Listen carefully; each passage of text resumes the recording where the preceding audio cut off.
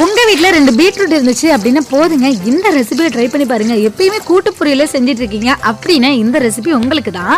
இந்த ரெசிபியை செய்கிறதுக்கு முதல்ல 2 பீட்ரூட் எடுத்து நல்லா தண்ணியில் க்ளீன் பண்ணி எடுத்துக்கலாம். தண்ணியில் நல்லா கழுவுனதுக்கு அப்புறமும் இதோட தோள்களை எல்லாத்தையும் நல்லா சீவிட்டு இது ஒரு மிக்ஸி ஜாருக்கு சின்னதாக கட் பண்ணி சேர்த்துக்கலாம்.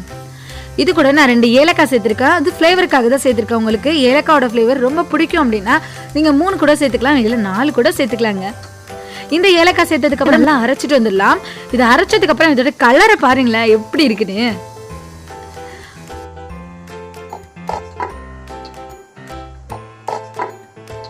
பீட்ரூட்ல கொஞ்சம் காய் மாதிரி இருக்கும், அந்த மாதிரி பீட்ரூட் வாங்குனீங்க அப்படின்னா கண்டிப்பா இந்த மாதிரி கலர் கிடைக்காதுங்க. பீட்ரூட் வாங்குறப்ப நல்ல கலரான பீட்ரூட்டா பார்த்து வாங்கிக்கோங்க. இந்த அரைச்சிட்டு வந்த பேஸ்ட்டை தனியாக எடுத்து வச்சுட்டு ஒரு கடாய் ஹீட் பண்ணிக்கலாம். லோ ஃப்ளேம்ல தான் அடுப்பு வச்சுக்கணும். அது கூட 2 டேபிள் ஸ்பூன் அளவுக்கு நெய் சேர்த்துக்கலாம். அது கூட 3 டேபிள் ஸ்பூன் அளவுக்கு வாசனை இல்லாத ரீஃபைண்ட் ஆயில் சேர்த்துக்கலாம். நான் சன்ஃப்ளவர் ஆயில் தான் சேர்த்துருக்கேன். இது கூட 10 போல முந்திரி, ஒரு 15 போல திராட்சை எடுத்திருக்கேன். கருப்பு திராட்சை என்கிட்ட இருந்துச்சு, அதனால நான் அதை சேர்த்துருக்கேன். நீங்க இது கூட நம்ம பாதாம் பிஸ்தா இந்த மாதிரி நிறைய நட்ஸ் கூட சேர்த்துக்கலாங்க. செம்ம டேஸ்டா இருக்கும். இந்த முந்திரியும் திராட்சையும் ஓரளவுக்கு நல்லா பொரிஞ்சு வந்ததுக்கு அப்புறம் நம்ம அரைச்சி வச்சிருக்க அந்த பேஸ்ட்டை சேர்த்துக்கலாம்.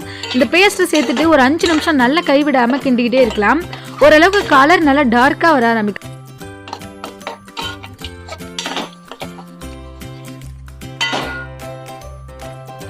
இந்த கலரை நல்லா இன்க்ரீஸ் பண்ணவும் இதுக்கு செம்மையான ஒரு டேஸ்ட்டை கொடுக்கவும் இது கூடவே 100 கிராம் அளவுக்கு சர்க்கரை, 1/4 டீஸ்பூன் அளவுக்கு உப்பு சேர்த்துட்டு கைவிடாம இன்னமும் ஒரு 10 நிமிஷம் நல்லா கிண்டிக்கலாம்.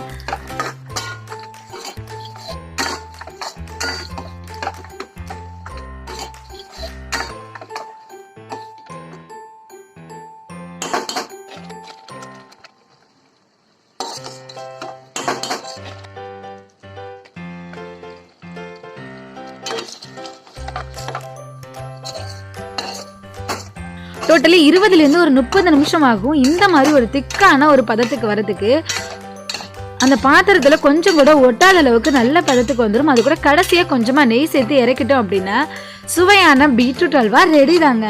இந்த ரெசிபி உங்களுக்கு பிடிக்கும்னு நினைக்கிறேன். இது வரைக்கும் நீங்க நம்ம சேனலை சப்ஸ்கிரைப் பண்ணல அப்படின்னா கண்டிப்பா சப்ஸ்கிரைப் பண்ணிக்கோங்க. பக்கத்துல இருக்க அந்த பெல் பட்டனையும் கிளிக் பண்ணிக்கோங்க. அப்பதான் நான் போடுற நிறைய இன்ட்ரெஸ்டிங்கான வீடியோ உங்களுக்கு நோட்டிபிகேஷன்ல காட்டும். தேங்க்யூ. Thank you.